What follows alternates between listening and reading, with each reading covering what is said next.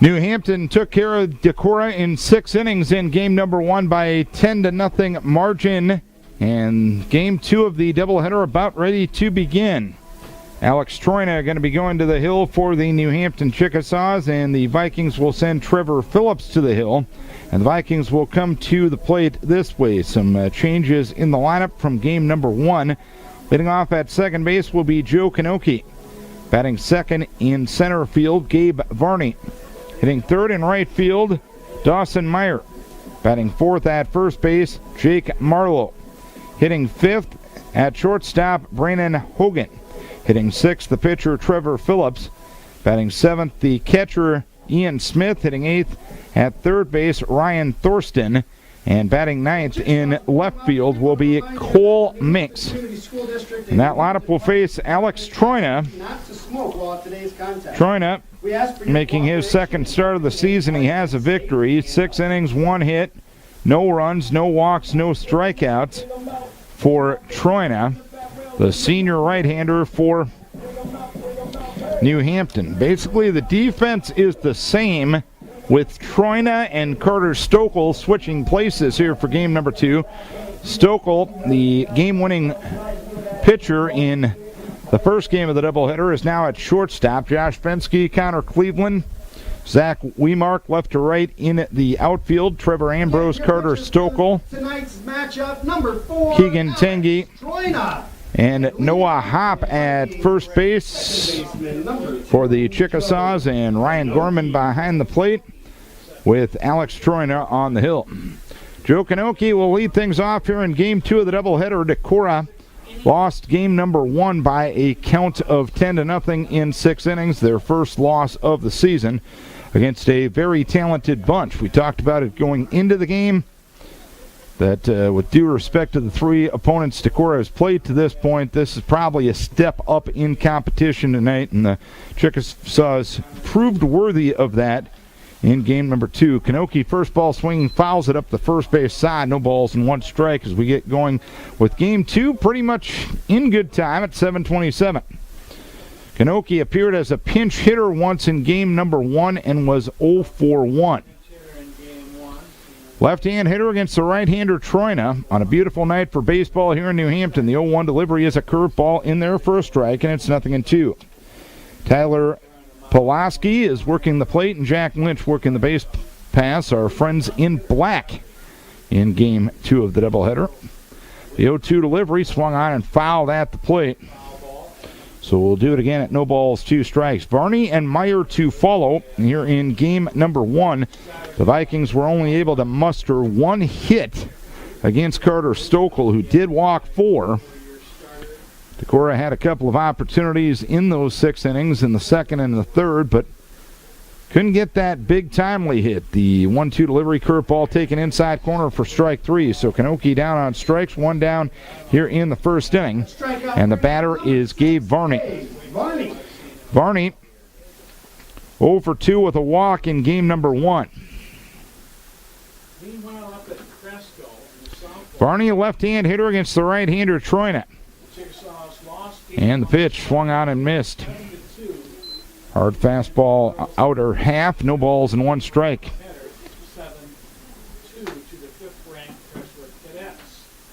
Troina wheels and deals, and the 0-1 is well high for 1 ball, 1 strike on Varney. Meyer follows here in the first inning. A virtual cloudless blue sky above here in New Hampton tonight. The 1-1 delivery, curveball inside, 2 balls, 1 strike. Of course, the games were originally scheduled for Tuesday night. Rain took care of it that night, but we got a great night to play here tonight. As the pitch goes down and in, it's now 3 balls and 1 strike on Gabe Varney. No score here in the top of the first inning. New Hampton took game 1 10-0 in 6. As the pitch in there for a strike. 3 balls, 2 strikes on Varney. Troina kicks and deals in the 3-2 delivery. Ground ball to the right side, picked up there by Tengi. And an easy toss over to Hopp at first base, retires Varney. for the second out of the inning. Vikings, number 4. 2 down, nobody on for Dawson Meyer, moving up from the 6-hole to the 3-hole. Meyer was 0 for 2 with a couple of ground outs in game number 1. 3 out of 4 from the Dodgers. Meyer, a right-hand hitter against the right-hander Troina, as the pitch is a breaking ball that catches the outside corner for a strike. It's 0-1. With the complete, I guess he did go 8. Last time went complete game, but just 8 today. The 0-1 delivery. Similar pitch, similar location, but that one just a bit outside. 1 ball, 1 strike.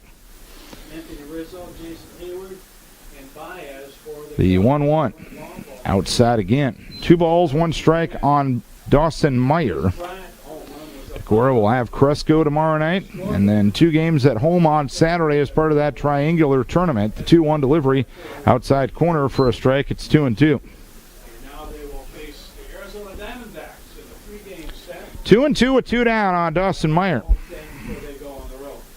3-2 The 2-2 delivery, a curveball grounded towards short. Stokel bobbles momentarily, throws on to first base, and Dawson Meyer out by a step. And the side is out here in the first inning. The Vikes go quietly, 3 up, 3 down. We head to the bottom half of the first inning. It's Decorah nothing in New Hampton coming to bat. And New Hampton will bat this way. A similar looking lineup. In fact, the exact same order as at game number 1. Ryan Gorman is the catcher. Carter Stokel is at shortstop. Noah Hopp is at first base. Trevor Ambrose at third base. Alex Troina, the pitcher. Connor Cleveland in center. Zach Wemark in right. Josh Fensky in left. And Keegan Tengi is the second baseman. And that lineup will face Trevor Phillips, making his 3rd appearance of the season. His 2nd start. He's 1-0, 9.19 ERA. He did throw 2 innings in last night's game. Gave up 1 hit, 1 walk, and struck out 1. He's given up 5 hits, 7 runs in 7 1/3 innings, so that ERA has gone down a bit. Again, for game 2, the Vikings with pitcher number 13. 7 walks and 6 strikeouts, and opponents only hitting 138 against him. Number 11, Ryan Gorman. So Trevor's done a decent job. He was shaky in the opening game over at Key High a week ago Tuesday night. Had a very good outing in relief, picking up the win in relief over Mason City a week ago tonight. Threw 2 innings last night in the bullpen night against Southwind, and now he'll get the start in game 2 of this doubleheader. Ryan Gorman from the left-hand side of the plate.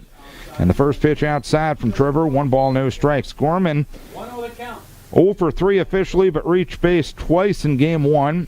Once on an error, once on a walk, and he scored 2 runs. 1-0 delivery, fisted towards left field and a base hit. So Gorman will reach to start the bottom of the first inning. So of the 7 offensive innings the Chickasaws have been up in this game, they have gotten their leadoff runner on 6 times. Carter Stokel will stand in with a runner at first, nobody out, no score here in the second. Stokel 1 for 2 officially, walked twice and had an RBI in game number 1. So Phillips will work out of the stretch, and the pitch is a curve for a strike, 0-1. Defensively similar for the Vikes. Cole Minks, Gabe Varney, Dawson Meyer left to right in the outfield.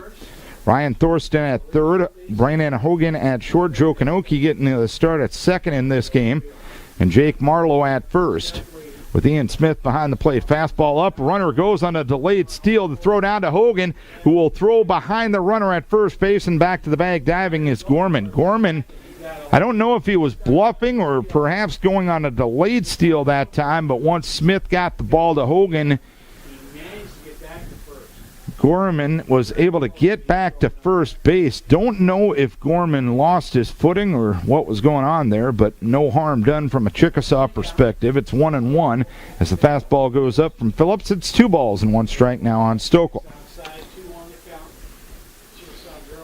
Again, it's a test of the arms this week with 7 games in 4 days with this rainout makeup tonight. The 2-1 delivery, check swing on a curveball.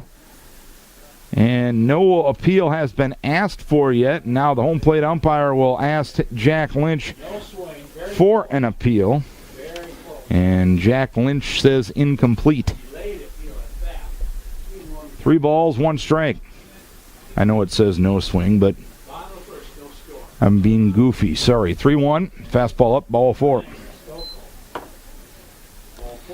So the first 2 runners on for the Chickasaws here in the bottom half of the first inning. Gorman at second, Stokel at first. And Noah Hopp, who was the offensive star of game 1 for the Chickasaws, will be the batter. He was 4 for 4, and he knocked in 6 of the 10 runs. He scored another one of them, so he was involved in 70% of the Chickasaws' offensive output in game number 1.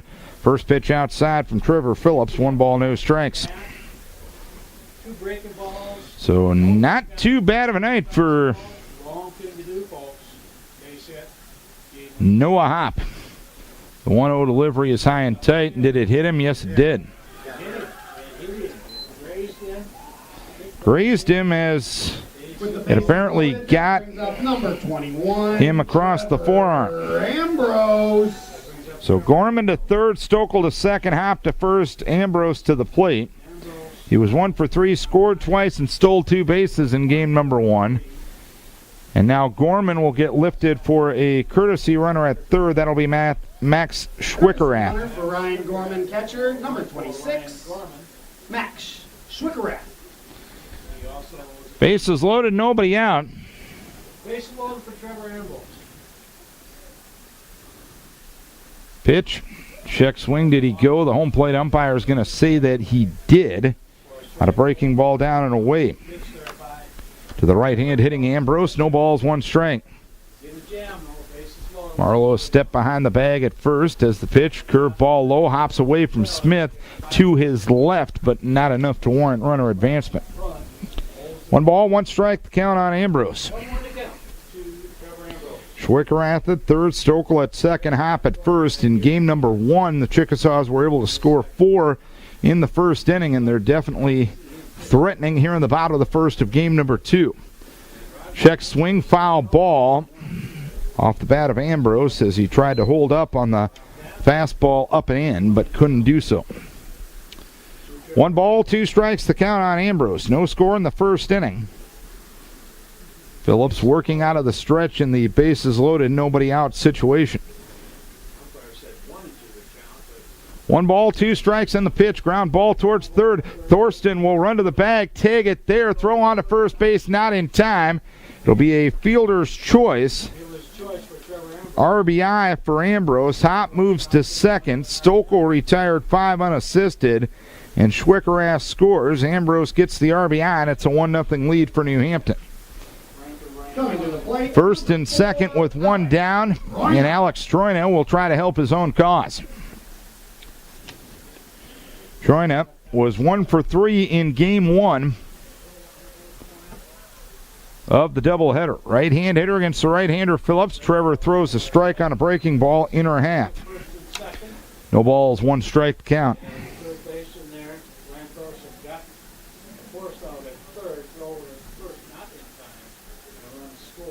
The pause, a look back at second. A second look at second out of the stretch by Phillips, and the 0-1 hit him. So we're seeing the Trevor Phillips that we saw up at Key High 9 days ago. He had 2 RBIs in game 1. Number 1, Connor Cleveland. And that was a kid that struggled to find the strike zone. Keegan Kane will run for Troina at first base as Coach Dennis Olenzak will come out to the mound to try to settle down Phillips. Bases loaded, 1 down. Alex Troina, number 18, Keegan Kane. And some words of encouragement from the guys as they head back to their defensive positions. Smith with a final word to Phillips to make sure they're still on the same page as Connor Cleveland will stand in. Cleveland 2 for 3 with 2 RBIs and a double in game number 1.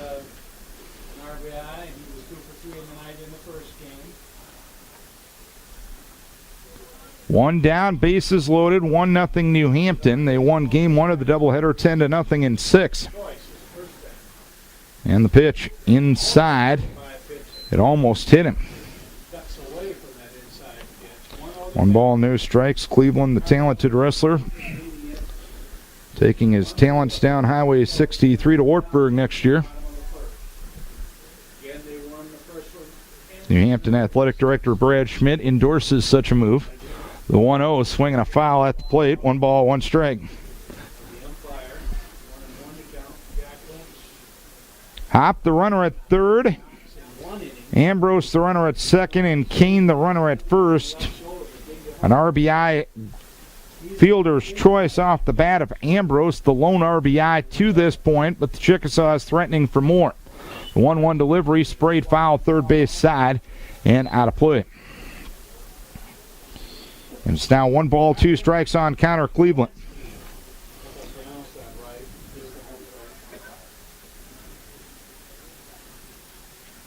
Phillips gets a new baseball. Looks in for the side from Smith, comes set, and the pitch sprayed foul again. Third base side and out of play off the bat of counter Cleveland. 1 ball and 2 strikes to count with 1 down.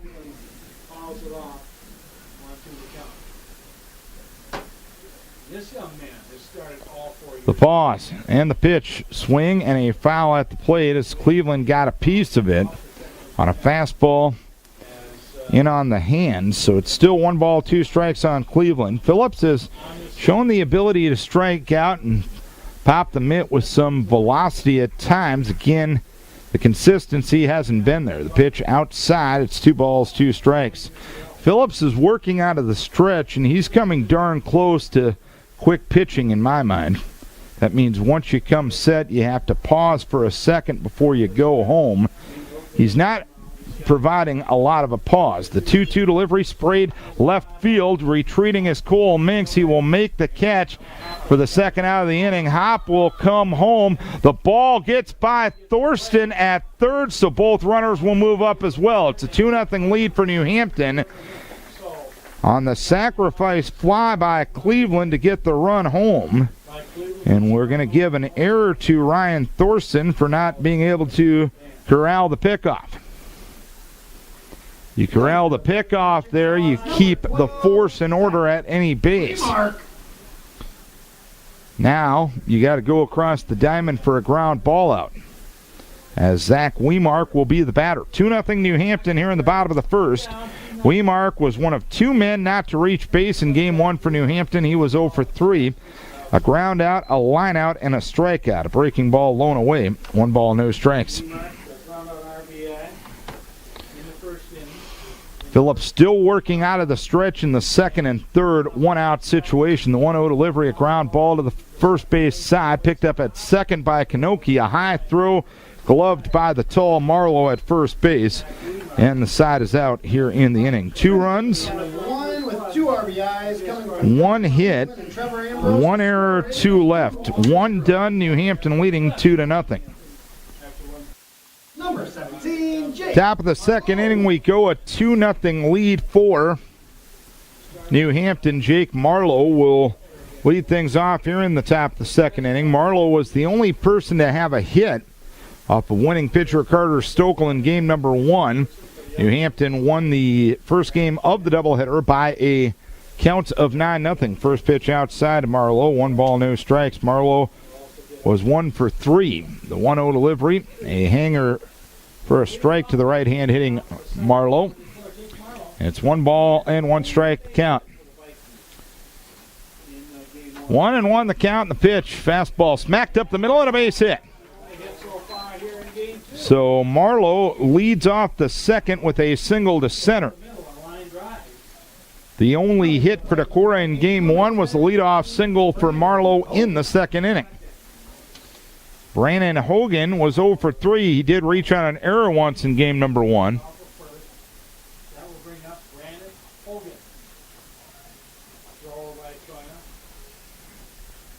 And a throw over to first base will keep Marlowe honest. Hogan looks down at Coach O for the signs in the third base box. Now steps in to the right-hand batter's box. Marlowe leads at first base, held on there by Hop. A pause by Troina, and the pitch hammered towards left center field, and that one is going to be in there and into the gap. Marlowe heading to third base. The throw there is in time on a nice throw from Cleveland. Up to second on the play will go Hogan. And Marlowe a little slow in getting up, and he may be injured. Marlowe slowed a little bit around second base, and that hesitation might have caught him. Give credit to Connor Cleveland for preventing that ball from going to the gap in left center field. An 8-5 putout retires Marlowe. Marlowe is back in the dugout and appears to be all right at this point. Now some maintenance is having to be done at third base as a piece of equipment taken out of the dugout by Coach McDonald, and it's handed to Trevor Ambrose. Ambrose does some digging, and the bag now secured once again.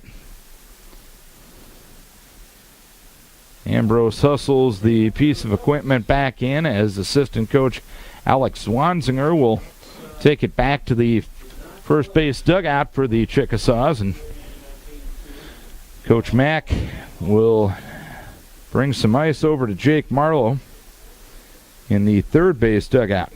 Trevor Phillips will try to help his own cause. Hogan at second with one down. Phillips hits a chopper towards short. Stokel will field there. Throw on to first base to retire Phillips for the second out of the inning, with Hogan moving up to third on the plate. Two down, and Ian Smith will be the batter. A 2-0 lead for New Hampton here in the top of the second inning.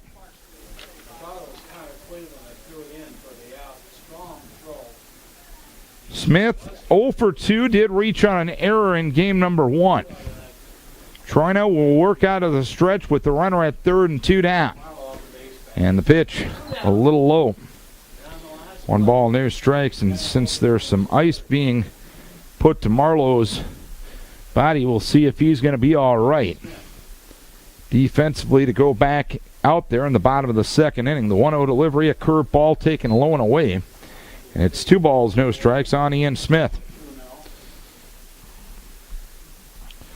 New Hampton gets 2 in the first inning on a Ambrose RBI fielder's choice and a sacrifice fly from Cleveland. Hit well towards left center field, but running it down is Connor Cleveland. He will make a two-handed grab in medium to deep left center. And the second inning comes to a close. 2 hits, 1 left. An inning and a half done. It's 2-0 New Hampton. Jacob Marlowe is all right as he is back defensively at first base here in the bottom of the second inning. He was a little slow in getting up after he got called out at third base, trying to advance from first to third on the hit into the gap in left center field off the bat of Brandon Hogan. 8-9-1 due for the Chickasaws, leading 2-0 as we start the second inning. There's a bunt up the third base side off the bat of Josh Fensky. Quickly off the mound is Phillips, and he'll throw a strike to Marlowe. 1 pitch, 1 out here in the second inning. Wasn't a bad idea by Fensky, but Phillips doing a good job of being that fifth infielder. 1 down, nobody on for Keegan Tanguy. Tanguy, 1 for 2, was hit by a pitch, scored 2 runs, and struck out in game number 1. Chickasaws leading 2-0 as we play the bottom of the second inning, and Phillips starts Tanguy with the strike, 0-1. Only 1 hit in that inning for New Hampton in the bottom of the first inning. That was the leadoff single by Gorman. 2 hit batters and a walk as well as the pitch goes high. 1 ball, 1 strike to count on Tanguy. New Hampton's only loss, a wild one a week ago tonight, 15-13 to Clear Lake. The 1-1 delivery, breaking ball low. 2 balls, 1 strike to count on Tanguy.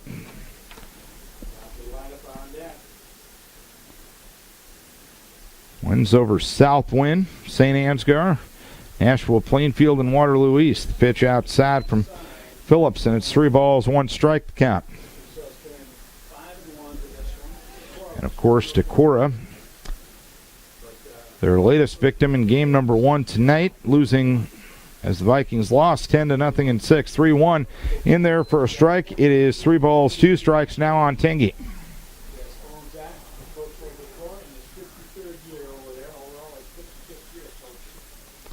3-2, and the pitch goes behind Tengi and all the way back to the screen, so that's going to be the second walk for Trevor Phillips. So Travelers control struggles. Ryan Gorman. Continuing, he's walked 2 and he's hit 2 in this game. Ryan Gorman will stand in with the runner at first base and nobody out. And now 8 offensive innings for New Hampton tonight. They have gotten their leadoff runner on 7 times, and they have scored them every time. Pitch high and tight, and did it graze him? Yes.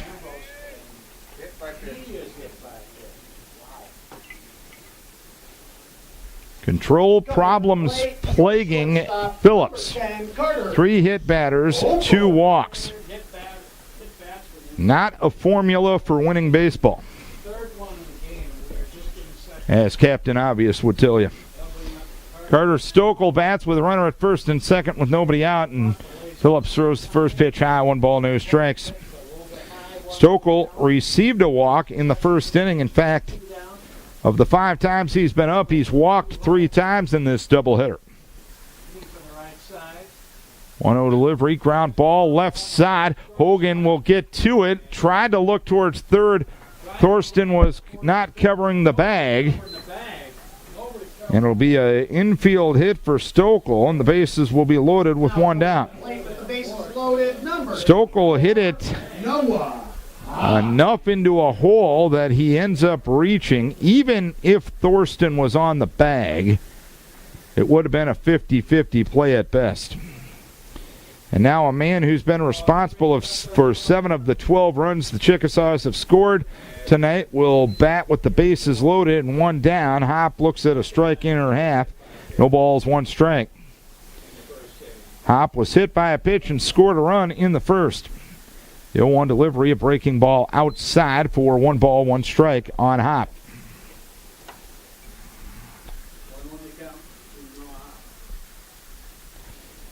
Away from third, Tengi. Away from second is Gorman. Away from first is Stokel as the pitch goes outside.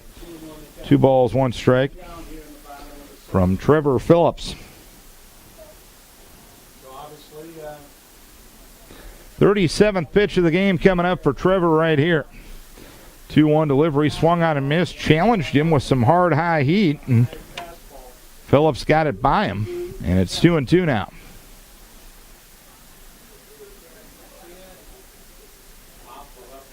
The pause and the 2-2 hammered deep into right field. If it's fair, it's gone. Fortunately for Decorah, it is foul.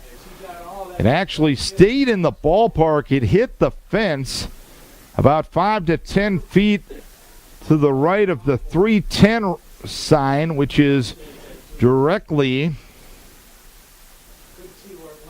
in right field.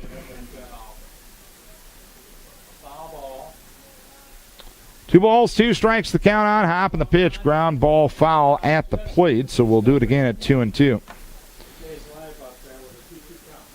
Hop with 6 RBIs, and he scored another in game number 1. He technically scored 2 runs, but he got credit for the 1 RBI, being the fact it was on a 3-run homer. 2-2 again. Floater high and away. It's 3-2 now on Hop. Bases loaded, 1 down. Trevor's got to be careful because there's nowhere to put Hop. And the Chickasaws already lead 2-0 in the pitch. Well outside, ball 4. A bases loaded walk will bring Tengi home.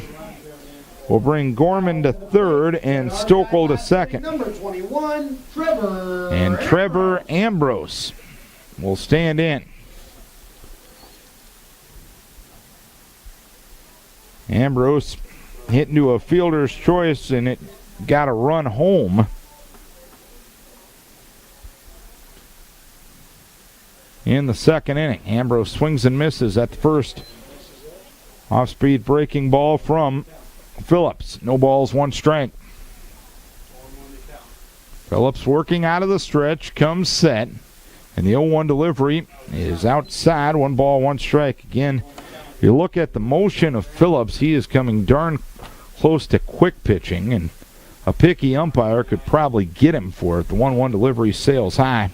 2 balls, 1 strike. And what I mean by quick pitching is when you come to the set, you need to pause for a second. Trevor's not pausing for much more than a second, if at all. As the pitch goes inside, it's 3-1 now on Trevor Ambrose. The main problem right now is he can't find home plate with the searchlight. There is action in the Decorah bullpen. 3 balls, 1 strike, well outside, ball 4. Ambrose gets an RBI the easy way with the bases loaded walk. Gorman will score. Stokel to third, Hop to second, and Ambrose to first. And a slow walk out of the third base dugout from Coach Dennis Olenzak. And we'll see if he makes the move here. The infield and the battery a part of the conversation. 2-0 New Hampton down in the second game after 1. 3 walks and a hit batter this inning. Trevor is going to stay in for now.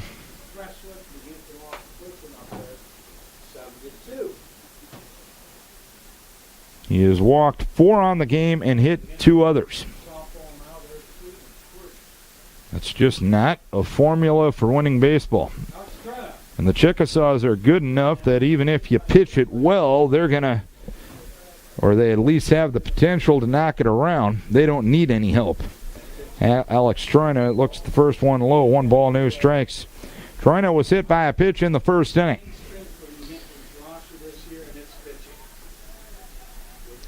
Away from all 3 bases go the runners. The pause and the 1-0. Low and away, it's 2 balls and no strikes. Getting back to that quick pitch, sometimes that can affect your control as well, because when you're trying to hurry through your motion, you're not doing what you could. As Troina hits one deep, left center field. Looking up is Varney, and it's up against the fence. 1 run is in. Hop will get a stop sign at third base. It ends up being a long single for Troina, and it's a 5-0 lead for New Hampton. Probably the longest single Troina will ever have in his life. The runners had to wait to see if that ball was going to be caught. That only allowed Hop to make it to third. Ambrose made it halfway between second and third before hustling back to the bag. Troina was just reading the runners in front of him, so he didn't get too far beyond the bag at first. It's an RBI single for him. And Keegan Kane will be a courtesy runner at first base for Cleveland with a courtesy runner over at first with Keegan Kane. Alex Troina. Still only 1 out in the inning, and that was the first batter of the inning, Josh Fensky, who tried to bunt his way on, and Phillips retired him. Connor Cleveland had a sacrifice fly in the first inning. Chickasaws up 5-0 as we start the bottom of the second. The pitch swung on and missed at a breaking ball down and into the left-hand hitting Cleveland. No balls, 1 strike. Chickasaws got 2 in the first and 3 in the second inning thus far, and there's still only 1 out. The pitch towards third base and through for a base hit. Hop will score. Everybody else will play it station to station. An RBI single for Cleveland, his second of the game. Now up for your Chickasaws, number 12. A 4-run inning for New Hampton, and it's 6-0. And Zach Wemark becomes the 9th batter to come to the plate this frame. Wemark grounded to second in the first, 0 for 1. And Phillips will throw inside. 1 ball, no strikes to the left-hand hitting Wemark. This is Vikings Radio, 1240 KDEC and KDECradio.com as the curveball goes low and into Weemark, and it's 2 balls and no strikes now.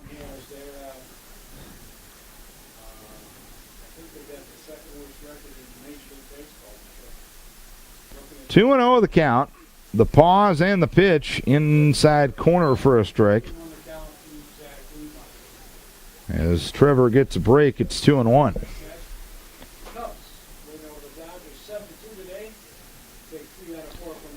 Pitch up. 3 balls and 1 strike. Home runs for the Cubs in the game with Bryant, Rizzo, Hayward, and Maya with long fly balls and the Professor. 3-1. Swing and a miss. It's 3-2 now on Weemark.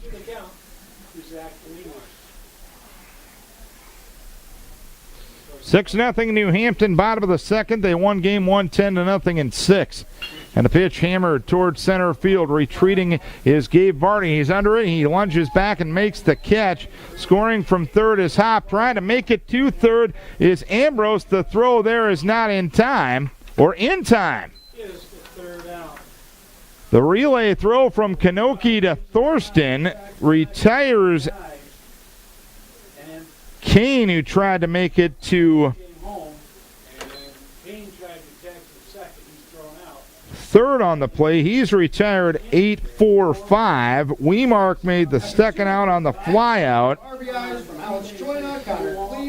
And that's going to do it for the second inning. 4-run score on 2 hits.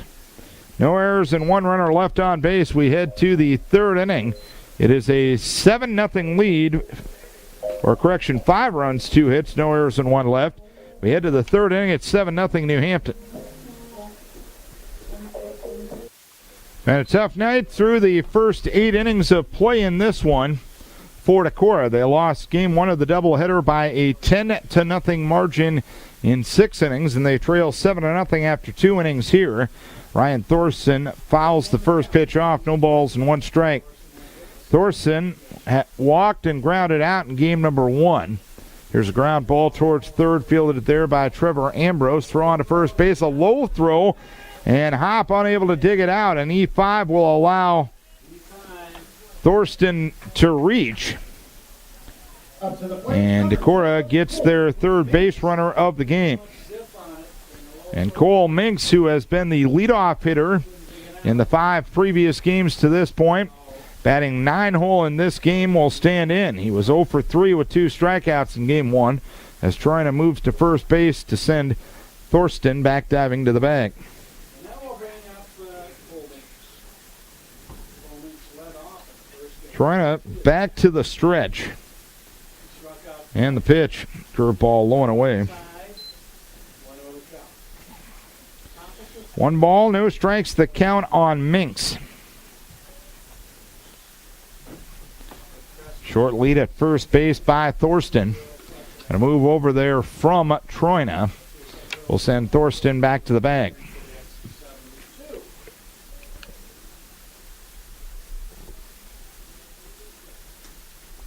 The pitch. Breaking ball low and away. 2 balls, no strikes, the count on Minks. With a 7-run advantage, you know Coach McDonald wants his pitchers throwing strikes in this situation. And a strike to Minks to make it 2 balls and 1 strike.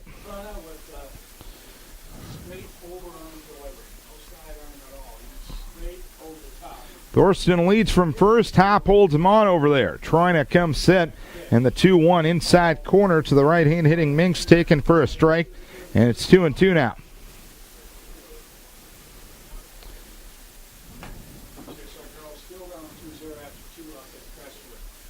2-2 the count.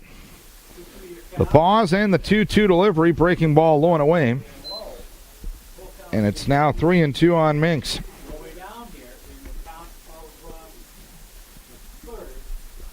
Vikes down 7, but a long ways to go yet. Troina ready in the 3-2 delivery. Ooh, just missed. Just off the corner. Minks gets the walk. Back to the top. And Decorah has first and second with nobody out. And the top of the order, and Joe Kanoki will stand in. Kanoki, the left-hand hitting second baseman. Penciled into the leadoff slot in game 2 by Coach O. He struck out looking in the first inning. Troina delivers in the first pitch low. It is 1 ball, no strikes. Lights have been turned on here at Michelson Park as the pitch swung on, loop toward center field. Cleveland has to play it on a hop. It'll be a base hit for Kanoki. Vikes will play it station to station, and they'll have them loaded with nobody out here in the third inning. So Kanoki with a single to center, and the batter will be Gabe Varney. Varney grounded to second in the first, 0 for 1. So Decorah now with 3 hits here in game number 2. They only had 1 in game number 1. Troina will work out of the windup. And the pitch to Varney is taken for a strike at the letters. No balls, 1 strike. Ambrose a step in front of the bag at third. Hop a step in front of the bag at first. Infield in the middle will play back as the pitch in there for a strike, and it's 0-2 the count.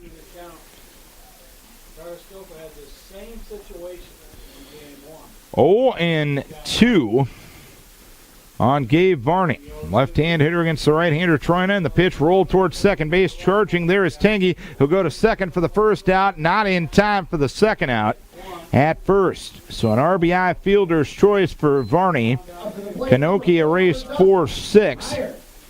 Thorsten scores Minks to third. It's a 7-1 ball game, and Dawson Meyer will stand in. Meyer grounded to short in the first, 0 for 1. Now Gorman, the catcher, will give defensive signals in case the Vikes are up to anything in a first and third situation. 7-1 New Hampton, 2 in the first, 5 in the second for the Chickasaws. Vikes on the board for the first time in the doubleheader here. And a fake to third move to first move, and Varney back to the bag diving. He was leaning over at first base, but he did get back, and the throw was in the dirt as well.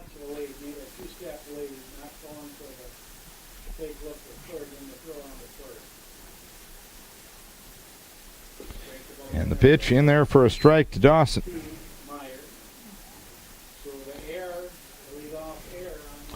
No balls and 1 strike count on Dawson Meyer.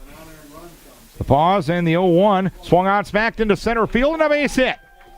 Scoring is Minks. Up to second goes Varney.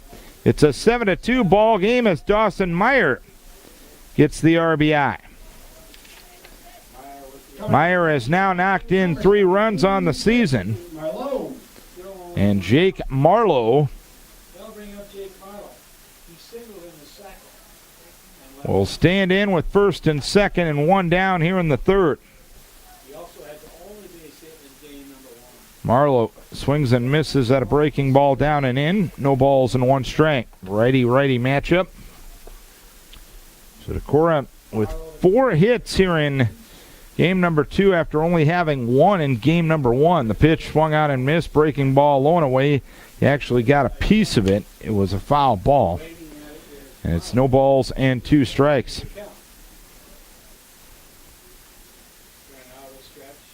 The pause and the 0-2 hammered towards left center field, but right at Connor Cleveland. He will make the catch for the second out of the inning. The defensive alignment was darn near perfect as Cleveland barely had to move. Up to the plate, number 10, Brandon Hogan.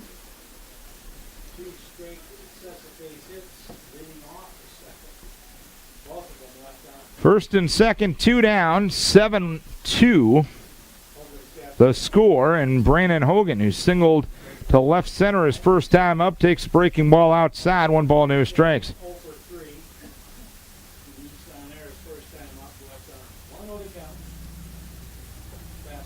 Pitch outside, 2-0.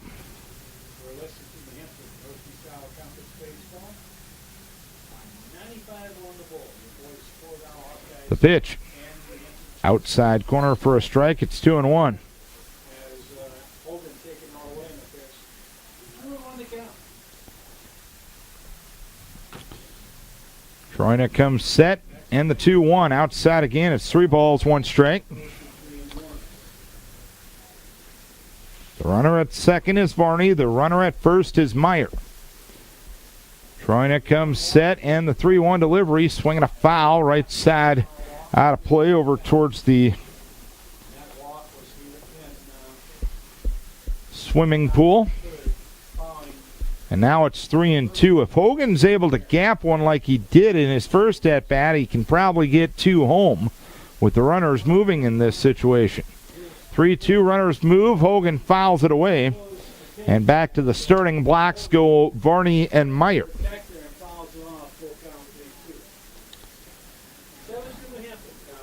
3 balls, 2 strikes, 2 down. Top of the third. A 7-2 lead for New Hampton.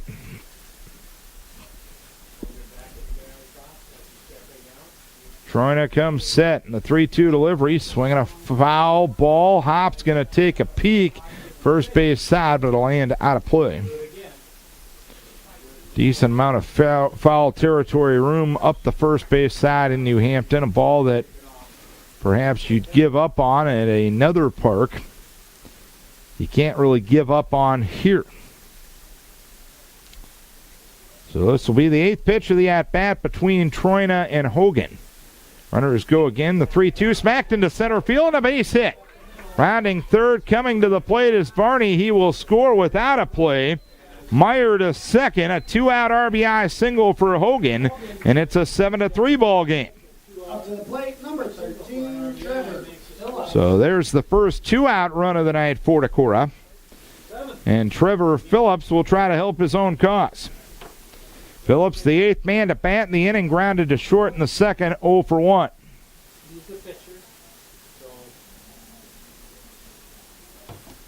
The RBIs in this inning to Varney, Meyer, and Hogan. First pitch out of the zone, 1 ball, no strikes.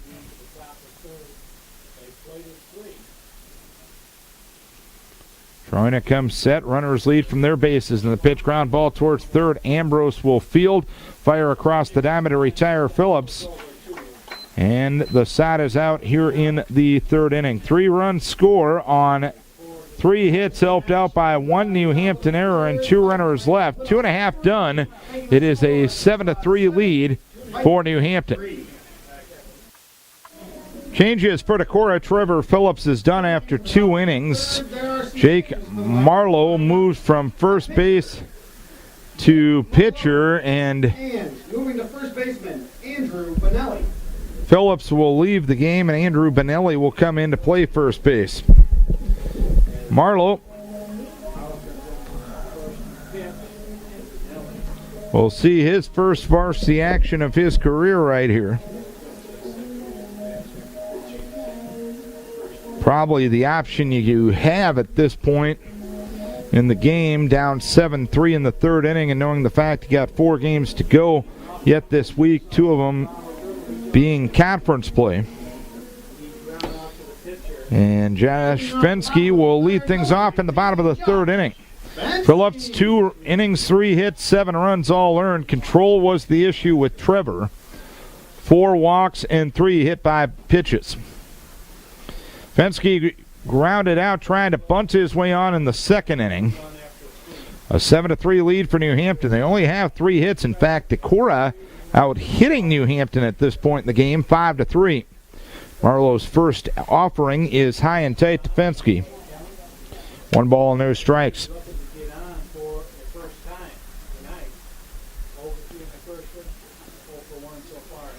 The 1-0 delivery. Inside. 2 balls, no strikes.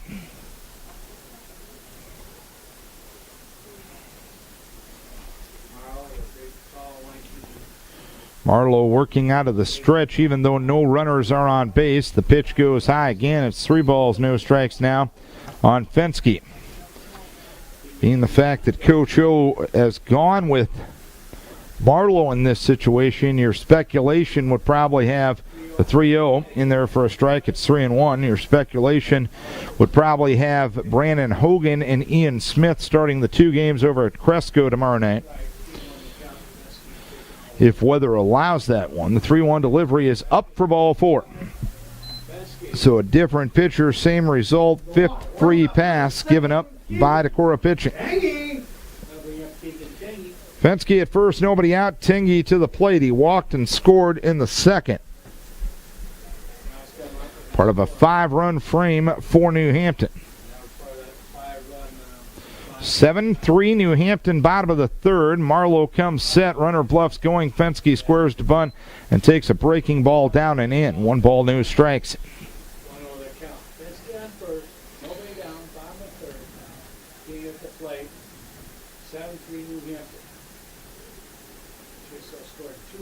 Away from first is Fenske. And the 1-0 delivery is in there for a strike, and it's 1-1.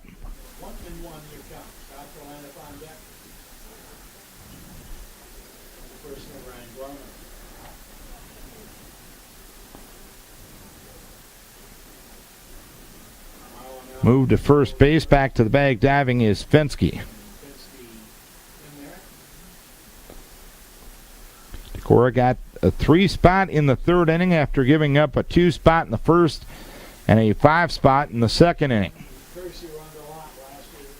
The pause, the runner goes. The pitch hit towards short. Funky hop played there by Hogan. He'll throw on to first base. Nice stretch by Benelli to record the put out on Tingy. Putting the hit and run on kept the Chickasaws out of the double play as Fenske moves to second base.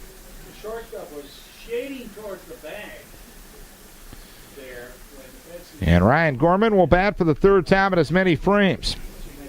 Gorman singled and scored in the 1st, hit by a pitch and scored in the 2nd. 7-3 Chickasaws, bottom of the 3rd. And the pitch outside, 1 ball, no strikes. We talked about it going in. Definitely a step up in competition here tonight for Decorah based on the first 3 opponents that they've played.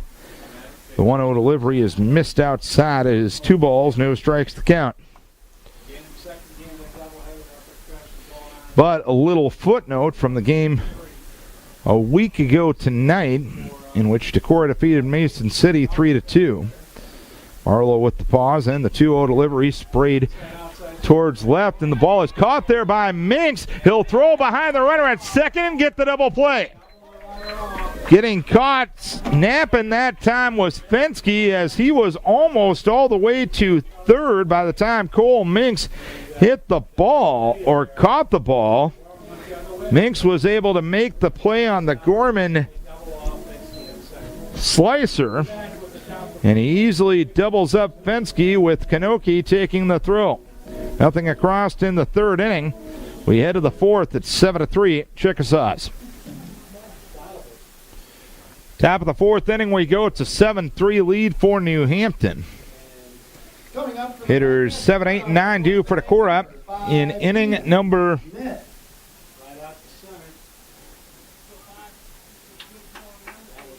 4. Ian Smith, Ryan Thorsten, and Cole Minks, the new batters.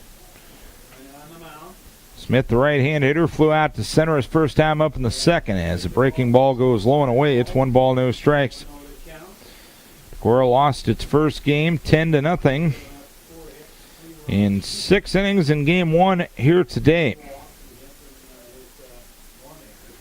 Breaking ball low and away, it's 2 balls, no strikes from Troina. Been a long game thus far, as we're about an hour old and we're only in the top of the 4th inning. Next pitch high, 3 balls, no strikes.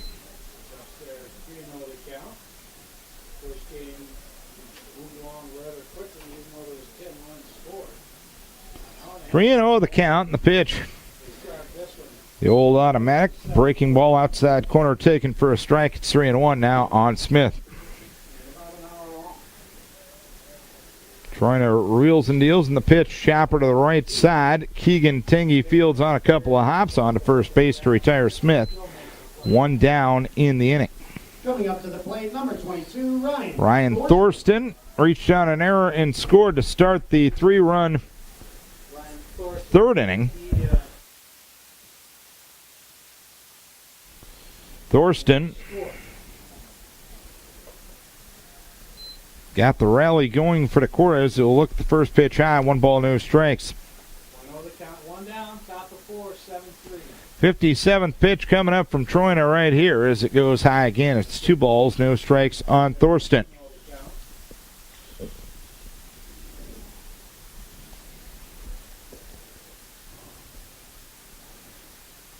Troina ready, 2-0. In there for a strike. It's now 2-1 on Ryan. Only one of those 3 runs were earned in that inning, but they all count on the board. The 2-1 slice towards left field over a leaping Stokel and into left for a base hit. So Decorah now out hitting New Hampton 7-3. The main difference in the ball game, there's only been 1 walk from the right arm of Stokel. There's been 5 walks and 3 hit batters from the arms of Viking pitchers. Cole Minks walked and scored in the 3rd. A move to first base will send Thorsten back diving to the bag. In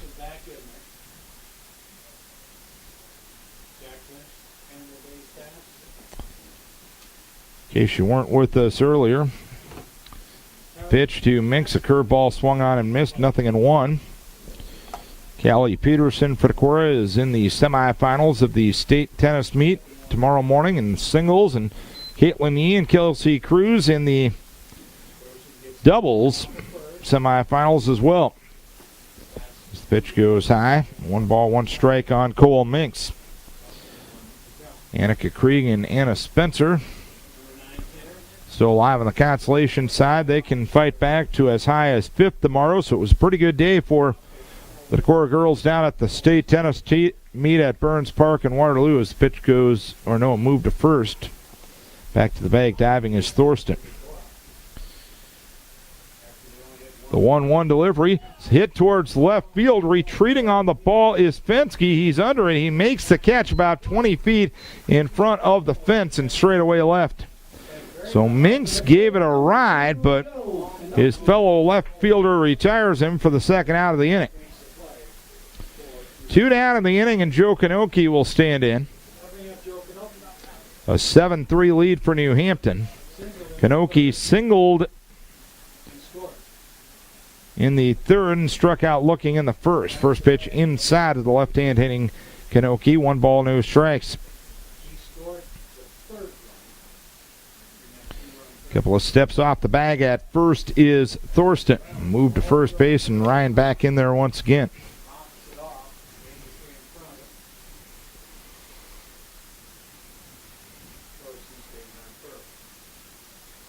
Troina comes set, and the pitch down and in to Joe. It's 2 balls, no strikes. We'll be discussing the state girls tennis meet a little bit more in depth tomorrow morning during the Friday Sports Show at 8:10. The 2-0, Kanoki hits it well out in the right center field. Connor Cleveland retreating. He will make the catch to retire the side. A well-hit ball, but Cleveland runs it down. 1 hit and 1 left. We're halfway home in Game 2 of this doubleheader. New Hampton leads it by a 7-3 margin. Friday Sports Show tomorrow morning, 8:10, right here on AM 1240 KDEC. We'll talk state girls tennis meet with Decorah girls tennis coach Larry Berlin. He will join us live tomorrow morning on the Friday Sports Show right here on AM 1240 KDEC. And podcast available afterwards in the sports section of KDECradio.com. Carter Stokel looks at the first pitch outside. 1 ball, no strikes. Stokel walked in the 1st and singled and scored in the 2nd inning. All 7 runs charged to Trevor Phillips as Jake Marlowe is on for his 2nd inning of relief. Pitch high, 2 balls, no strikes on Stokel.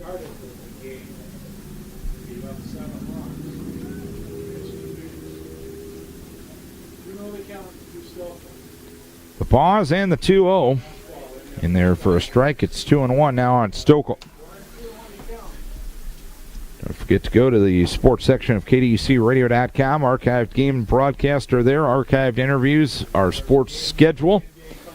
The pitch swung on, popped up, center field. Varney under it in medium depth center makes a two-handed head-high catch for the first out here in the bottom of the fourth. So Stokel retired for the first time in Game 2. 7-3 New Hampton in the fourth. And Noah Hopp will be the batter. He was hit by a pitch, scored a run in the first, walked with the bases loaded, and scored in the second inning. So Hopp has 7 RBI in the game. 4 for 4 with a home run and 3 RBI in game number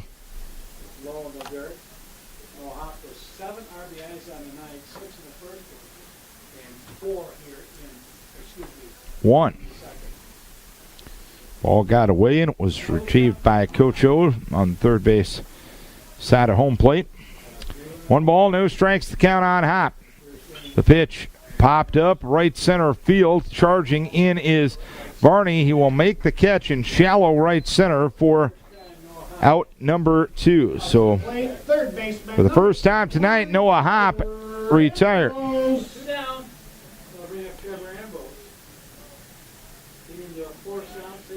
2 down in the inning, and the batter is Trevor Ambrose. He reached on a fielder's choice to knock in a run in the first, walked and scored with the bases loaded in the second inning. And a first pitch strike to Ambrose, no balls and 1 strike.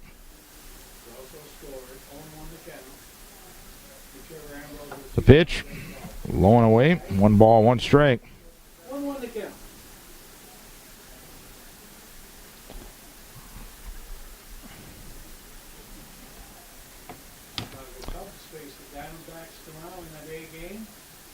Pause and the pitch, low and away. 2-1 on Ambrose. 4 more games this week, as we've talked about, for Decorah.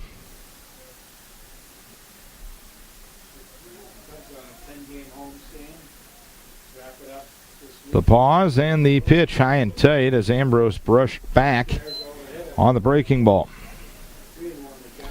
3-1 the count. Looking at the forecast for tomorrow, they are saying a 30% chance of rain after 4 p.m. tomorrow. Swinging a foul back. It's 3-2 now, and they're saying a 60% chance of rain tomorrow night between 7 p.m. and 1 a.m. It's according to your good friends at the National Weather Service. Your tax dollars spent wisely. 3-2 outside ball 4.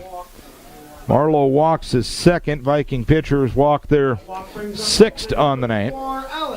Runner at first, 2 down for Alex Troina. 7-3 New Hampton here in the bottom of the 4th. Troina was hit by a pitch in the first and singled in the second inning. Runner goes, pitch outside. There won't be a throw to second base as Ambrose takes it uncontested. So Ambrose, kid with good wheels, will move up 90 feet. 1 ball, no strikes to count. Marlowe comes set, a look back at second, and the 1-0 delivery is in there for a strike. To Troina, 1 ball and 1 strike to count.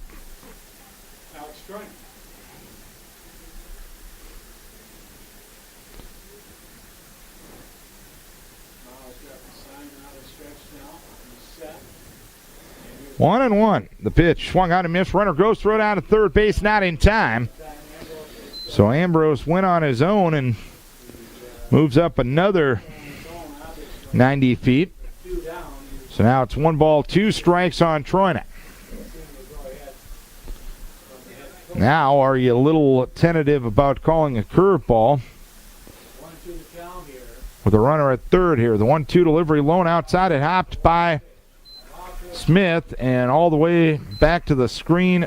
Ambrose going to come home, and it is an 8-3 lead for New Hampton. So it's now 2 balls, 2 strikes on Troina. So a walk, 2 stolen bases, and a wild pitch gets the 8th run of the game home for New Hampton. 2 balls, 2 strikes the count. Marlowe delivers and a fastball up. 3 balls, 2 strikes now. That's the first run charged to Jake after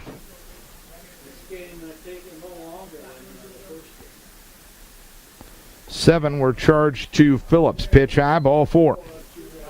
So 2 straight walks for Up to the plate, center fielder, number 1, Connor Cleveland. Marlowe here in the 4th. So 7 walks and 3 hit batters for the Cora pitchers here in game 2. The Chickasaws still only with 3 hits in this game, as a move to first base will send Troina back diving to the bag. Troina running for himself in this situation. Keegan Kane had ran for him earlier. Connor Cleveland has 2 RBI on the night.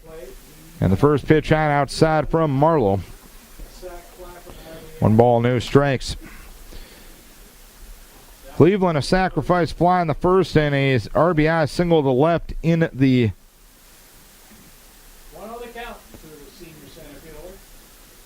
3rd inning. As the pitch behind him, runner goes, Smith's throw down to second base, safe. Troina will take second base as the ball got briefly away from Smith. Ian made a pretty good throw with Kanoki applying the tag just a smidge late.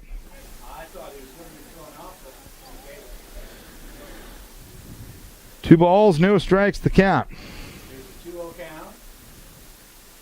And the pitch grounded towards the third base side. Charging there as Thorsten tried to barehand it, but was unable to do so. Infield hit for Connor Cleveland. Coming to the plate. First and third with 2 down, and Zach Wemark stands in. 8-3 the score here in the bottom of the 4th inning.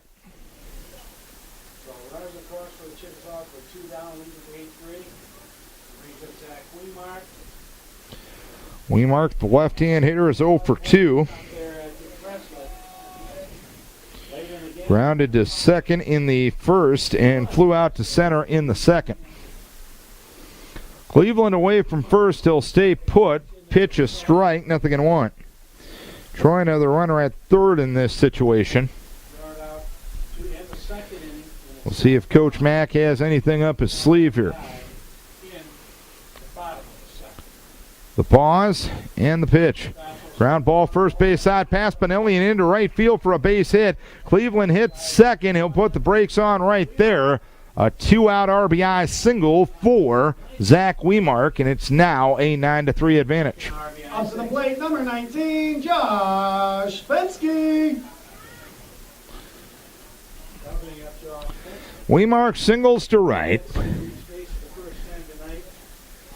A 2 spot with 2 outs here in the 4th inning. Josh Fensky will look to keep the fun going for New Hampton. Grounded to the pitcher in the 2nd inning and walked in the 3rd. As Fensky swings and misses. A hard fastball down and away to the right-hand hitting Fensky. No balls, 1 strike.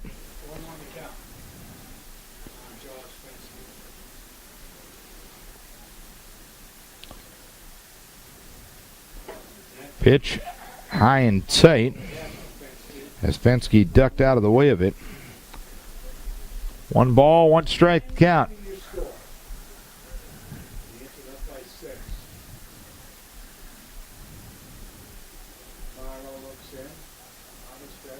The pause, the 1-1. Blowing away, 2 balls, 1 strike. Again, I'm not exactly sure how much pitching Jake Marlowe will do this season. This might be just a situation of that's the arm you chose to go with in this situation. As the pitch goes outside, it's 3 balls, 1 strike. Again, 4 more games this week. Crazy schedule with this rain-out makeup tonight. The pitch outside corner for a strike, and now it's 3-2 on Fensky.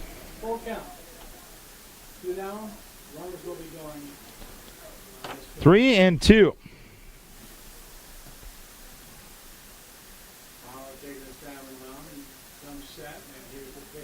3-2 runners go. Pitch swung on and missed. Had a hanging breaking ball, and the side is out here in the 4th inning. 2 runs, 2 hits, no errors, 2 left. 4 done, 9-3 New Hampton. Welcome back to New Hampton. It's 0-2 on Gabe Varney as he fouls the first pitch, 2 pitches, in fact, of the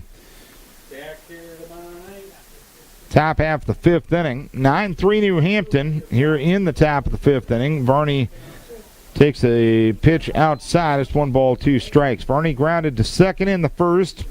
Hit into a force play to knock in a run, and he scored himself in the 3rd. So he's officially 0 for 2, but has been involved in 2 of the 3 runs as that one grazed Varney in the right arm. That brings up number 4. So Varney hit by the pitch, and Tyler Pulaski is going to be asked for an explanation by Coach Mack. It's not an animated conversation. Coach Mack gets the explanation, heads back to the first base dugout. Not a lot of emotion in the discussion. And Dawson Meyer will be the batter. He had an RBI single in the 3rd after grounding out to short in the 1st. 9-3 New Hampton here in the top of the 5th. Troina delivers, and the first pitch is low. 1 ball and no strikes. Vikes got a few good swings off of Troina in the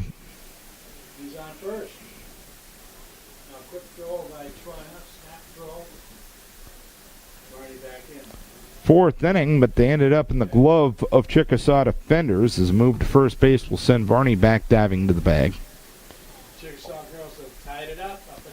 The pause and the 1-0 delivery to Dawson Meyer. It's caught the corner outside edge. 1 ball, 1 strike to count.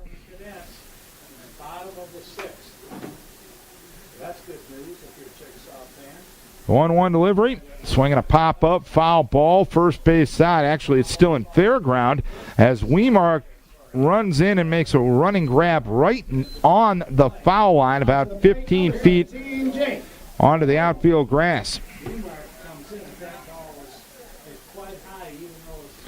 1 down and a runner at first, and the batter is Jake Marlowe.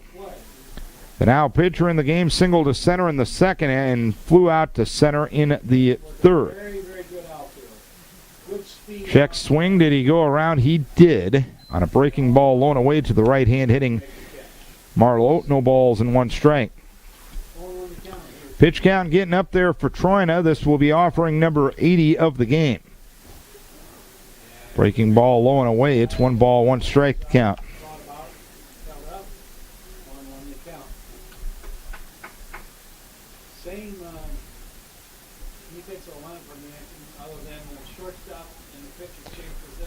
The pause and the 1-1.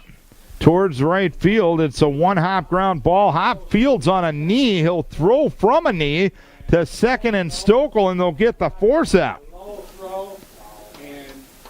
Nice play by Hop on all ends as he went down to 1 knee to field the ball. Threw from 1 knee. It was a strike to Stokel, and the Chickasaws get the lead runner. Very good play by Noah Hop at first base.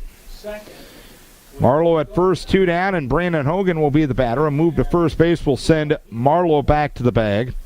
Hogan 2 for 2 with the stick. He singled to left in the 2nd inning and singled to center to knock in a run with 2 outs in the 3rd. A 9-3 lead for New Hampton as we play the 5th. Pitch chopper towards 3rd, charging in is Ambrose. He gloves, he fields, he throws to first, and Hogan retired 5-3, and the side is out here in the 5th. A hit batter and nothing else. 4.5 done. It is New Hampton leading Decorah 9-3. Chickasaws 9, Vikings 3. Jake Marlowe back to the hill for his 3rd inning of relief. Control has been the overall issue for Viking pitchers in game 2 of this doubleheader. They have walked 7. They have hit 3 batters. In fact, Decorah out-hitting New Hampton 6-5 despite a Chickasaw 9-3 lead. Chickasaws won game 1 of the doubleheader by a 10-0 margin in 6 innings, so an awfully talented Chickasaw squad beginning their defense of their conference title from a year ago. Was their first conference title in over 40 years.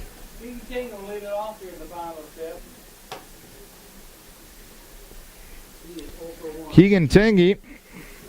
Then the top of the order, Ryan Gorman and Carter Stokel in the 5th inning for Decorah as Tengi bunts up the third base side, fielded there by Thorson, and a throw to first base, and Benelli retires Tengi. So Decorah ready for the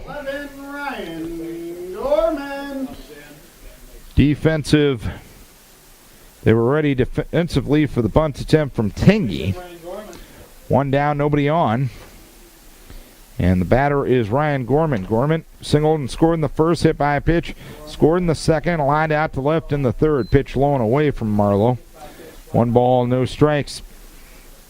2 in the first, 5 in the second, and 2 in the fourth for New Hampton.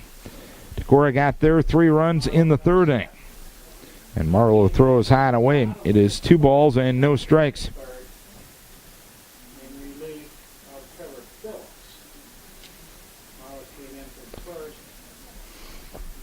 Pause by Jake and the 2-0. Outside corner for a strike. It's 2-1.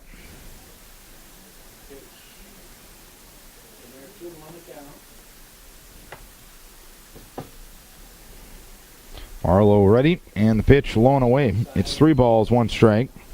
With Carter Stokel on deck.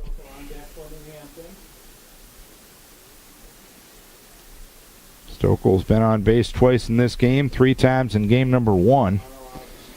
Offensively for the Chickasaws, they did a lot in game number 1. They've gotten a lot of help here in game number 2 as the pitch goes outside. Ball 4. 4th walk for Marlowe. 8th walk in game 2 for Viking pitchers to go along with 3 hit batters. Runner at first, 1 down. Carter Stokel will be the batter. Walked in the first, singled and scored in the second, flew out to center in the 4th, and Marlowe starts him with a strike on the outside edge. No balls, 1 strike. I'm going to go back on my soapbox a little bit with the 4 games remaining this week for Decorah. Runner goes, pitch inside. Smith won't be able to make a throw as he dug it out of the dirt. Gorman down to second base. You got 4 games left this week. And it's difficult to manage a pitching staff with 7 games in 4 days. But you look at a lot of schools, and I'm not picking on anyone in particular, but because there's too many in my mind that do this as the pitch goes outside. 2 balls and 1 strike. You see a lot of schools that play every Saturday. And I brought this up the other night, in fact, last night in the Southwind game. I've talked to a lot of umpire friends of mine that umpire on Saturdays. The 2-1 delivery swung on and a chopper to the third base side. Marlowe will bare hand but won't have a play. So Stokel with a swinging bunt single to move Gorman to third, and Hop will come to the plate. Many umpires will tell me that coaches will tell them on Saturdays to automatically have a big strike zone because they're quote-unquote out of pitching. And I guess my attitude it would be that if you are out of pitching, why are those games on the schedule? And I'll go back to saying that just because you can play 40 games in Iowa high school baseball doesn't mean you have to. Like Decorah, by example, plays 32. Here's a wild pitch to Hop. Down the line from third will score Gorman. Stokel will move up to second. He was running anyway. And it's now a 10-3 lead. Getting back to my box where I agree with Darren. 1 ball, no strikes. 2 or 3 years ago, they shortened the season up a little bit. They left the teams in order to give the kids more time in August with some time off. The pause and the 1-0. Towards right field and through the wickets of Benelli and into right field for a base hit. Rounding third, coming to the plate is Stokel. He will score. And it's now an 11-3 lead for the Chickasaws. 6 in the first and 2 in the second. So, And Coach O will head out of the dugout, and it looks like Jace Johnson's coming to the hill, and we'll tell you about the changes here in a moment. Jace Johnson out of the frying pan into the fire. The freshman will get his first varsity time. Taking over for pitcher for the Vikings. And he'll face Ambrose, who represents the tying run, or the winning run, I should say, for New Hampton. It's 11-3 New Hampton here in the fifth inning. 7 hits for New Hampton, 6 hits for Decorah. And Noah Hopp just got an RBI. He's had himself an 8 RBI night. He had 6 of the 10 RBIs in the 10-0 victory in game number 1 in 6 innings. And he has had 2 more RBI here tonight. Jace Johnson, the freshman, will get an opportunity right here. Again, pitching change for the Vikings. Number 11, Jace Johnson. And he will face first. Trevor Ambrose will be the batter. Ambrose. RBI fielder's choice in the first inning. Bases loaded, walk, run scored in the second inning, and walked and scored again in the fourth. brings up Trevor Ambrose. He was short for an RBI in the first. Walk for Hop, the runner at first. second. 1 out here in the fifth inning. Chickasaw scored their 2 in the fourth inning on a 2-out rally.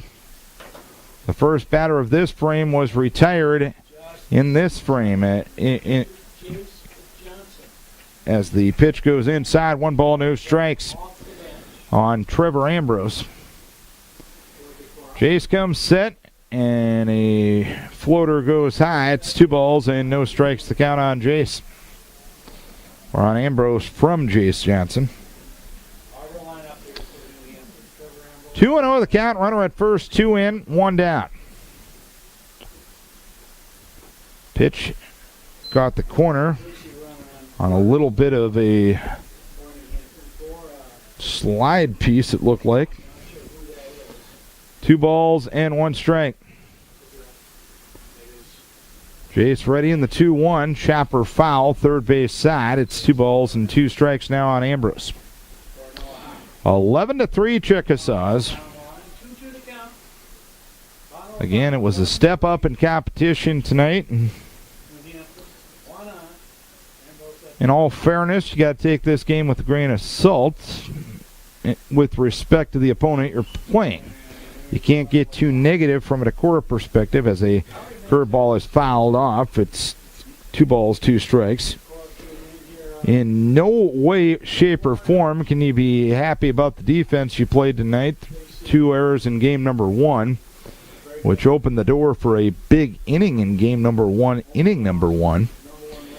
And 8 walks and 3 hit batters in game number 2. You can't be happy about that. That is what you have to focus on with a young green team right now, improving those aspects as compared to getting too worked up over the overall result. Pitch swung on and missed.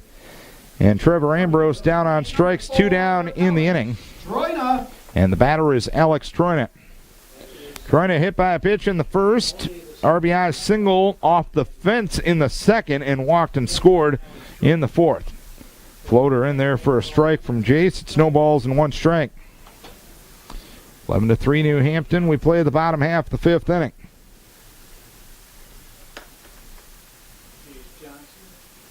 Lead at first base, it's Schwickerath over there running for Hop. And the pitch high and tight. In fact, it got him in the helmet. 4 hit batsmen and 8 walks for Decorah here in game number 2. Coming to the plate, number 1. I don't need to analyze that any more than stating the fact that I just gave you.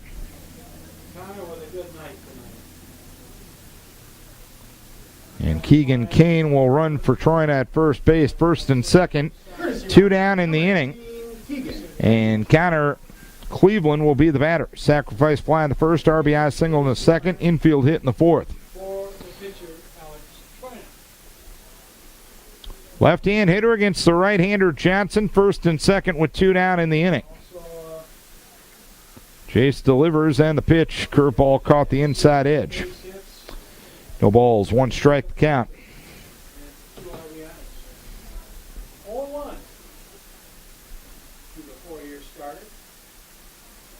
Pause by Jace. Look back at second, and the 0-1 delivery. Rounded to the right side. Playing the funny hop well was Kanoki. He'll throw on to first base to retire Cleveland. And the side out here in the 5th inning. 2 runs, 2 hits.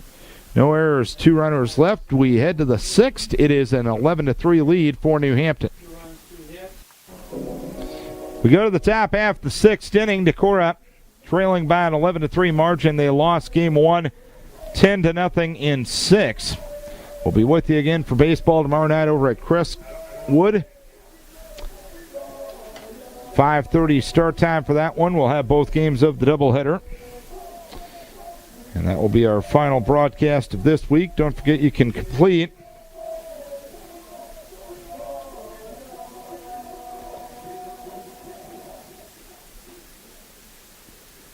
get the complete schedule of our broadcast in the sports section of KDECradio.com next week. We'll have our first softball game on Monday night as Decorah takes on Walk-On at home. Tuesday night we'll have game 1 of the doubleheader, Decorah and Owine in baseball. We won't be carrying game 2. We'll be covering primary election coverage after that And a change at tonight. catcher for the Chickasaws. 3-3 going in. Replacing Ryan Gorman, Noah. 5. Then Wednesday night we'll head to Waverly for softball against the Go Hawks. Thursday night we will be off, and then Friday night Very good. 5th ranked Christmas Cadet softball team. So we'll head over to Walk-On for baseball. in the second one, that's Andrew Benelli Jack Steelhammer. is the batter. Get more details. He's batting in the spot that was occupied by Phillips Maybe talk about it a little bit more tomorrow. earlier. Benelli batting Baseball game. for only the second time this year. First pitch out of the zone, 1 ball, no strikes. Troina has gone the distance for 05 is catching now. New Hampton. Noah Fye now in behind the plate. In that last inning, Pitch in there for a strike. the first game. It is 1 ball, 1 strike. If New Hampton gets to a 4th batter in the 6th inning, Noah Fye would bat in that spot. Pitch swung on and missed by Benelli. 1 ball, 2 strikes. The 1-2 delivery. Benelli swings and fouls one back to the screen. It is 1 ball, 2 strikes yet on Benelli. This is Vikings Radio, 1240 KDEC Decorah, and KDECradio.com. Breaking ball low and out way. 2 balls, 2 strikes.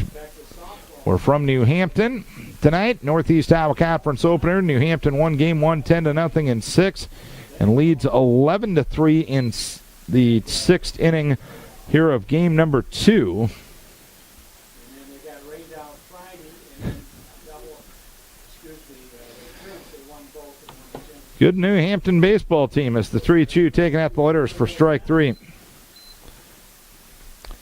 1 down, nobody on. 6th inning. 5, Ian. Ian Smith will be the batter.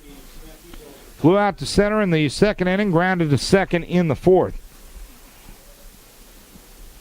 Chickasaws broke this one open early, a 2 spot in the 1st and a 5 spot in the 2nd inning. And they've been disciplined at the plate as the pitch goes high to Ian. 1 ball, no strikes. 8 walks, 4 hit batters in this game for Decorah. Smith smacks one into center field. Cleveland after it. He dives. Does he get there? Yes. Connor Cleveland, who is an impressive center fielder, was shading Smith towards left center field and made that catch in medium depth right center field. And 2 down here in the inning. Good job by Connor Cleveland there. 2 down in the inning, and the batter is Ryan Thorsten, who'll look at the first pitch high. 1 ball, no strikes. Thorsten reached on an error in the third inning He goes out. and singled to left in the fourth. Roller towards short, fielded there by Stokel. He'll throw across the diamond to retire Thorsten and the Vikes in the sixth. 3 up, 3 down. We head to the bottom half of the sixth inning. Decorah trails it 11-3. And we're back here. Jace Johnson, the third pitcher of the night for Decorah. Try to do the same thing. I think everything else remains good defensively for Decorah. Mason Cleveland. Lead it off here with, I believe, Mason Cleveland. Coming up to the plate for your Chickasaws first at Pretty bat, good number wrestler 18, Mason Cleveland. in his own right. Will bat for Zach Weemark here in the bottom of the sixth inning. 11-3 the score. Decorah trails New Hampton. Pitch outside. 1 ball, no strikes. Aiden Swansinger on deck. As Coach Mack is And Aiden Swansinger is on deck as Coach Mack cleaning his bench, or emptying his bench, I should say. I'm sure he'll take care of the cleaning after the game, too. As the pitch goes high, 2 balls, no strikes. Jace delivers 2-0 in there for a strike. like Coach Mack, Coach Chino's got here. 2-1. 2-1 to count. Mason. Jace ready, and the 2-1 delivery. Swing and a miss. Good changeup. I'll call it a changeup, not knowing the velocity that Jace can bring to the table yet. He's only a freshman, so a fastball at the freshman level, probably not the same as a fastball at the varsity level, in all fairness. This pitch goes low, 3 balls, 2 strikes. Phillips started, then Marlowe, then Jace Johnson for Decorah. Again, you got to manage your pitching staff in a certain way this week as the pitch swung on and missed. Mason Cleveland goes down on strikes, 1 down. Up to the plate, his first at bat, number 6, Aiden Swansinger. 1 down, nobody on. Aiden Swansinger will bat for Josh Fensky, who was 0 for 2 with a walk.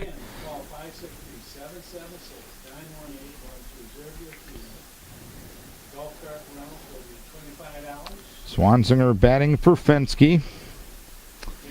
And the change getting reported to Tyler Pulaski, the home plate umpire, so that'll take him a second or two.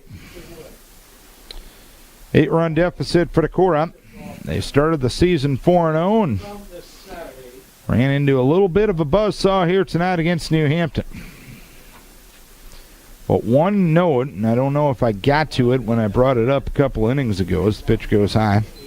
1 ball, no strikes. Week ago tonight, Decorah won at Mason City. Mason City, a team that defeated Class 4A top-ranked Southeast Polk last night. The 0-1 delivery, curveball low, and it's 2 balls, no strikes. And of course, you can't really call that an apples-to-apples comparison. I'm sure you didn't see your top pitcher from Mason City that night. Decorah probably still doesn't know who their number 1 in the rotation is. This pitch goes high to Swansinger. 3 balls, no strikes, the count. But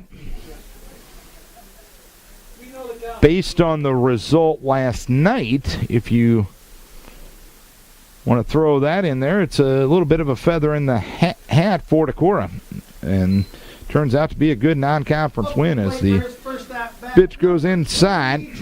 Ball 4.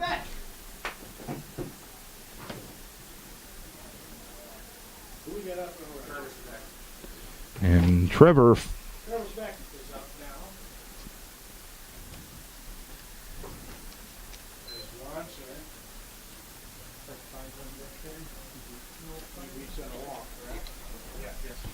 and it's 1 ball, no strikes as Trevor Svect is the batter.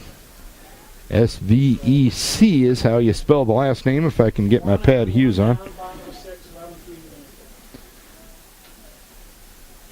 Awfully fond of last names that start with S-V-E.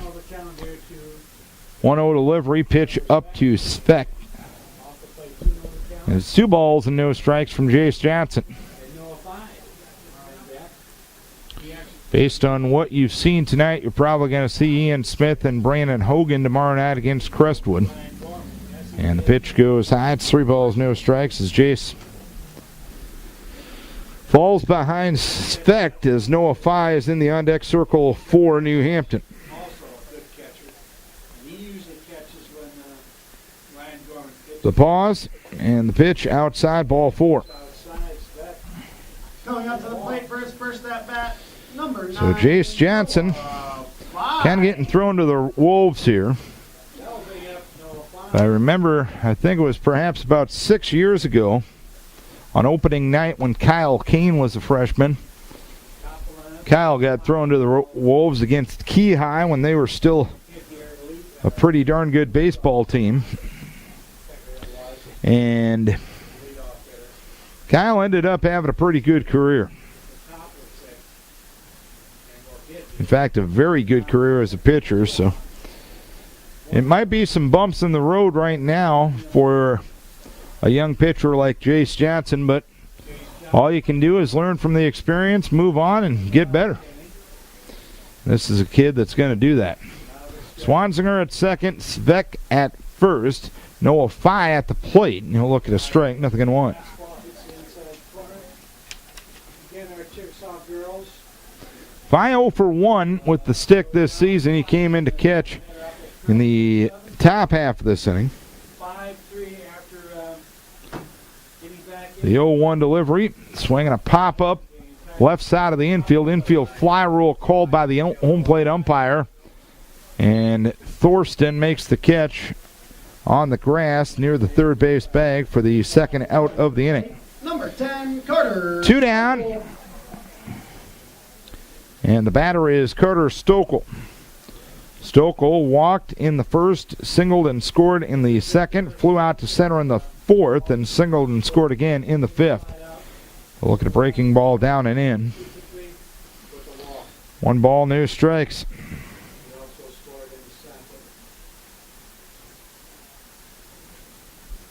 Jace Johnson, his varsity pitching debut. The 1-0 curveball for a strike. And it's 1 ball, 1 strike from Jace. Away from second is Swansinger. Away from first is Specht. The pause and the pitch. Outside. 2 balls, 1 strike from Johnson. Stokel was the winning pitcher in game 1 tonight.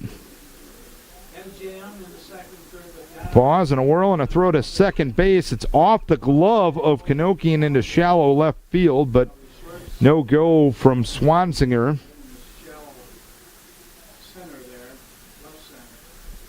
At second base. That's a situation where Jace is going to learn with 2 outs. Not a lot of reason to make that throw. The risk reward is just not in your favor. The 2-1 inside corner for a strike, and it's now 2-2. If you get the batter in a situation like this, they're not going to score a run. The potential of good versus bad in making that throw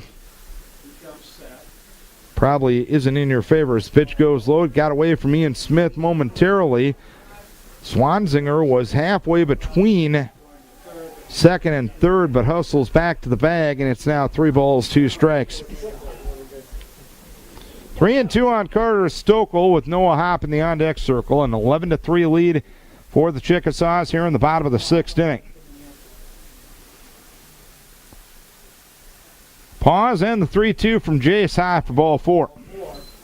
So Jace has walked, the bases loaded. Up to the plate. 11 walks and 4 hit by pitches for Decorah. And of course, if you're going to be successful, that just can't continue. Noah Hopp has 2 RBIs in this game. He has 6 RBIs in game number 1. Hit by pitch, scored in the first, walked with the bases loaded, scored in the second, flew out to center in the fourth, and singled to right to knock in a run in the 5th. Keegan Tangy. And now Keegan Tengy will run for Specht out at second base. That is a re-entry situation. Keegan Tang running Back second. left and at here. As he sends in the starting second baseman after being pinch hit for. Obviously, the rules in high school baseball are not the same as they are in Major League Baseball or in college ball. At the plate. Pitch from Johnson. Low. 1-0 to count. 1-0 on Noah Hop.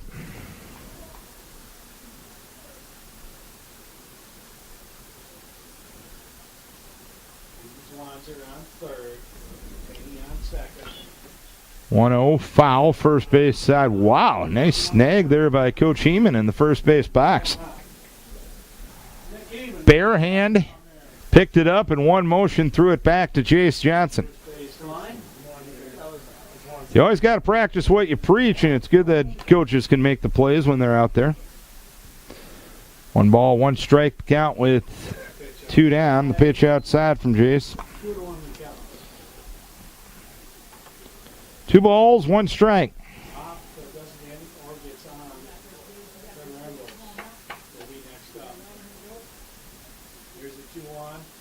2-1.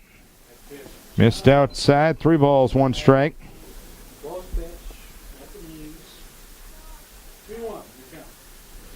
Bases loaded, 2 down, 11-3 Chickasaws here in the 6th. Jace working out of the windup. And the pitch swung on and missed. I think it was a little bit of a breaking ball. Hop tried to time it up, but couldn't quite do it. 3 balls, 2 strikes. Everyone will be moving. 3-2 delivery, high for ball 4. So now it's 12-3 as Hop gets his 9th RBI of the night, his 2nd bases loaded walk in this game. So now all 3 Decorah pitchers have at least or have 4 walks. Again, 12 walks and 4 hit by pitches as Trevor Ambrose will stand in and look at a strike, nothing in 1.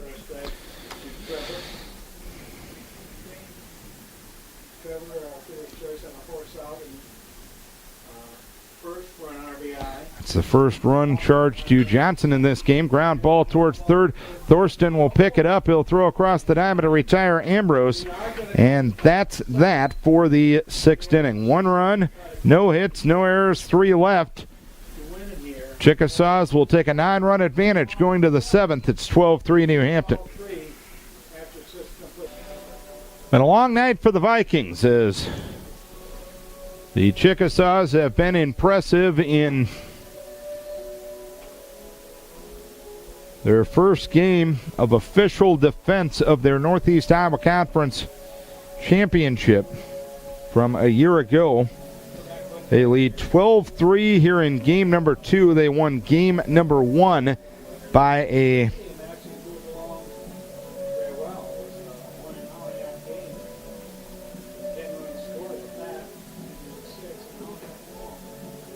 They lead this one 12-3. They won game 1 10-0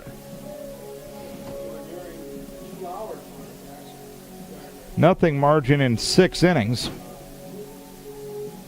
Again, a lot of things Decorah has to get better at. The control obviously has to be better because